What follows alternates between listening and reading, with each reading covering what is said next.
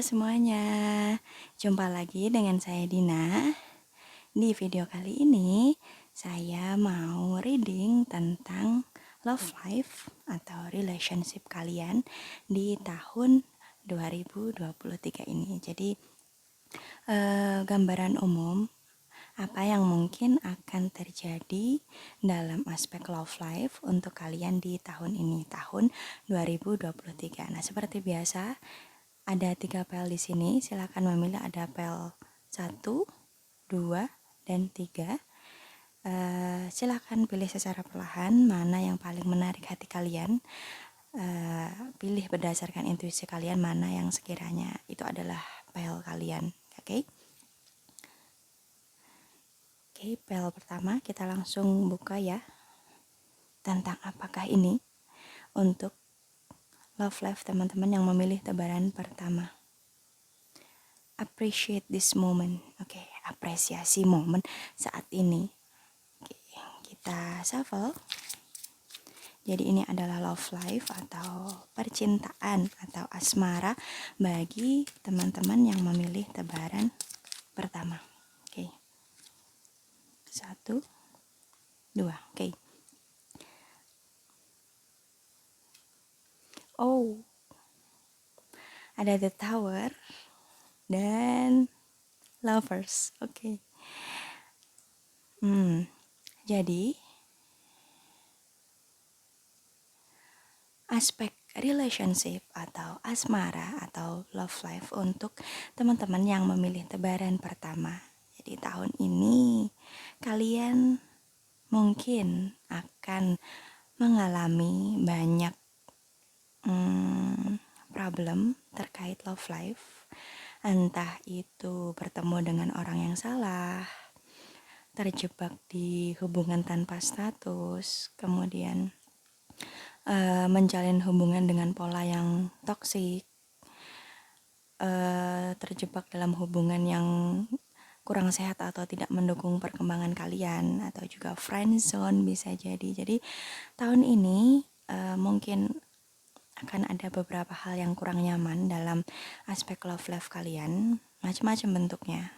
Yang sebenarnya semua itu terjadi adalah untuk meriset kalian supaya kalian lebih siap ketika nanti sudah waktunya bertemu dengan the one atau jodoh kalian gitu. Jadi ibaratnya kalian harus sekolah dulu sebelum nantinya kalian bertemu dengan the one gitu, bertemu dengan jodoh kalian. Mungkin kalian masih memiliki hal-hal yang perlu diperbaiki, tapi kalian tidak bisa memperbaiki itu sendiri. Harus ada variabel, harus ada stimulan supaya kalian mau belajar gitu. Mungkin kalian tipe orang yang nggak bisa say no gitu. Jadi kalian diajarin, kalian seolah-olah selalu dipertemukan dengan kejadian-kejadian yang melatih kalian untuk bisa bilang tidak gitu. Jadi tentang batasan, tentang ketegasan, tentang macam-macam yang menjadi PR kalian. Nah, hal-hal yang kalian temukan di tahun ini dalam aspek love life itu sebenarnya sedang mengajari, sedang teach you untuk bisa menjadi versi yang lebih baik lagi sebelum nantinya kalian bertemu dengan jodoh kalian gitu.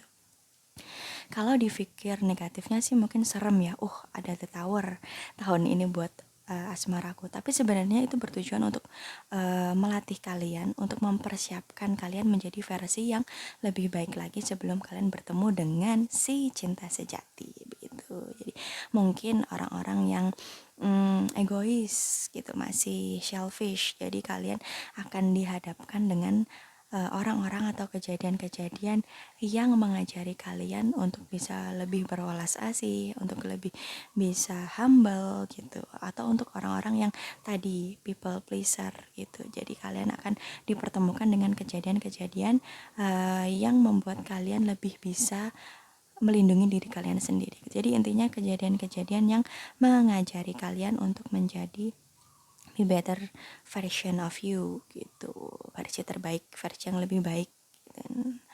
Nah, jadi ketika benar kalian menemukan hal-hal yang kurang nyaman dalam love life kalian gitu, cobalah untuk berpikir dengan sudut pandang yang lebih luas lagi. Cobalah berpikir keluar dari stigma kalian sendiri gitu. Jangan selalu berpikir sebagai korban keadaan gitu.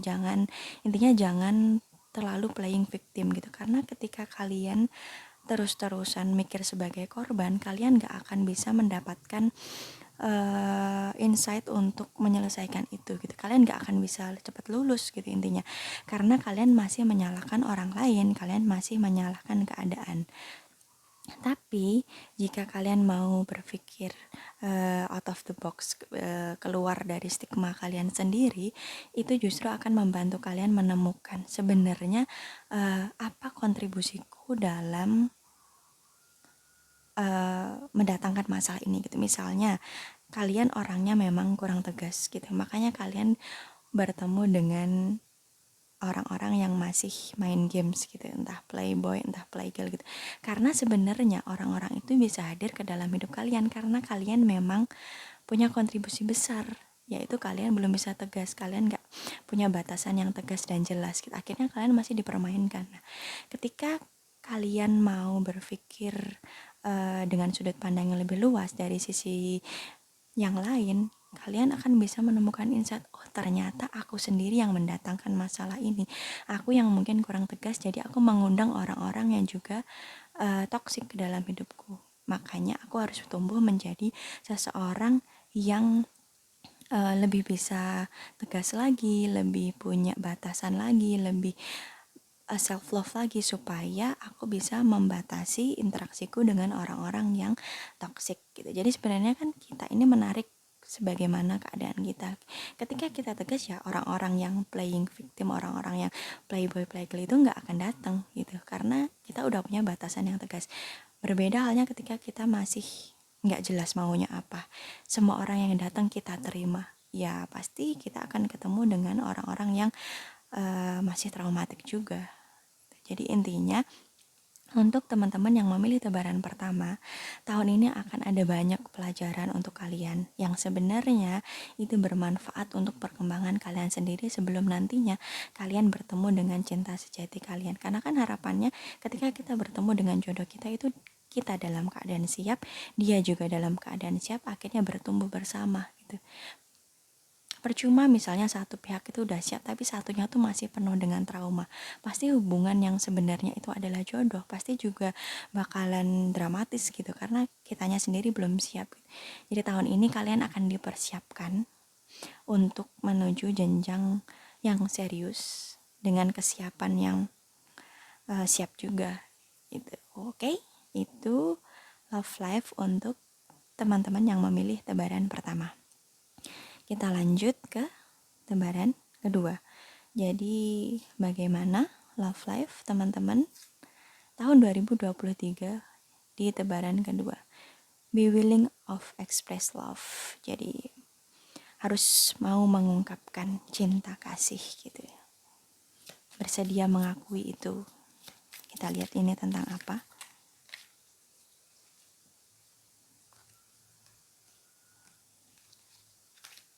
Oke.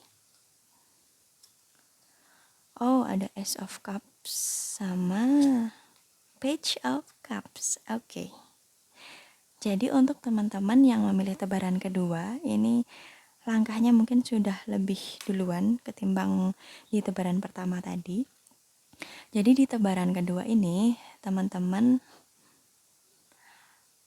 akan mendapati diri kalian lebih berani dalam mengungkapkan perasaan kalian. Pasangan kalian pun juga cenderung sudah tahu arahnya mau dibawa kemana hubungan kalian. Kalau sebelumnya baru berteman, nah tahun ini mungkin akan lebih jelas lagi intensinya kemana. Untuk yang sudah berpacaran mungkin juga udah mulai jelas, mulai mempersiapkan engagement. Yang udah engagement mungkin juga sudah mulai ada pandangan, oh nanti sekitar pertengahan atau di akhir tahun kita menikah ya gitu. Jadi intinya yang di tebaran kedua ini ada ajakan untuk berkomitmen gitu.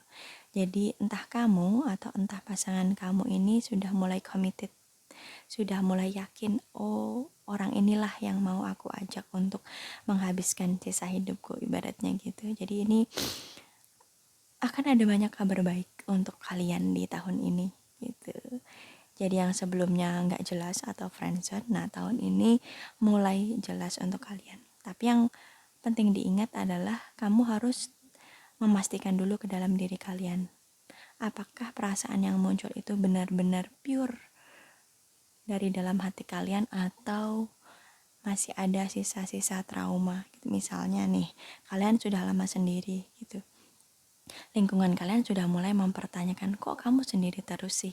Nah, ketika ada orang yang datang menyatakan keseriusannya, sebenarnya kamu nggak terlalu serk sama orang ini, tapi karena ada traumatis dari lingkungan yang terus-terusan nanya kamu kapan nikah, kapan punya pacar, akhirnya ya udahlah seadanya aja aku terima. Nah, itulah yang perlu diwaspadai untuk teman-teman yang memilih tebaran kedua ini. Jadi dilihat lagi intensi kalian untuk menjalin hubungan itu apa? Benarkah itu dari hati kalian? Ataukah ada faktor eksternal, faktor traumatis yang membuat kalian nggak yakin, nggak apa ya, jadi harus dilihat lagi. Kalian harus benar-benar melihat clarity-nya, intensi kalian untuk mengiyakan atau mengajak berkomitmen itu apa. Benarkah itu wujud dari cinta kasih kalian memilih orang ini, ataukah ada faktor lain, entah pengen balas dendam sama mantan, mantan udah nikah kok aku masih sendiri sih, ya udahlah seadanya aja orang aku terima. Nah, itu yang perlu diwaspadai gitu. Karena kan harapannya hubungan itu satu untuk selamanya gitu. Jadi yang kalian pilih itu harus benar-benar orang yang kalian inginkan di sisa hidup kalian, supaya nanti pengennya menghindari drama tapi justru habis nikah malah banyak drama karena dalam pemilihannya tadi ternyata belum jelas, belum clear, belum benar-benar pilihan kalian gitu. Jadi ada kalanya untuk take time dulu untuk benar memastikan bahwa itulah yang kalian inginkan. Jadi jangan terlalu terburu-buru juga. Kalian yang paling tahu isi hati kalian. Benarkah orang ini, benarkah ini momen yang tepat? Supaya kedepannya pun juga minim drama gitu. Jadi intinya untuk teman-teman yang memilih tebaran kedua adalah akan ada banyak kabar baik tahun ini dalam love life kalian. Mungkin kalian mulai jelas, mulai yakin dengan seseorang, atau kalian juga mulai merasakan intensi dari pasangan kalian. Tapi yang perlu diwaspadai adalah benarkah intensi itu datang dari hati kalian atau dari traumatis lingkungan. Itu yang harus dicek ulang, oke? Oke, kita lanjut ke tebaran ketiga. Love life untuk teman-teman tahun 2023 yang memilih tebaran ketiga. Action speak loudly. Oke, ada apakah ini tentang action? Apakah akan sama dengan tebaran kedua? Kita lihat.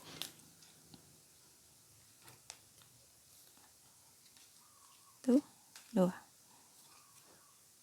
ada Queen of Wands sama Eight Pentacle. Oke.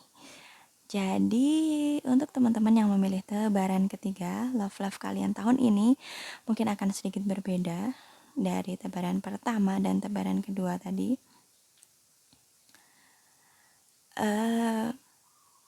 Kemungkinan besar tahun ini masih akan sama dengan tahun 2022 untuk teman-teman yang memilih tebaran ketiga.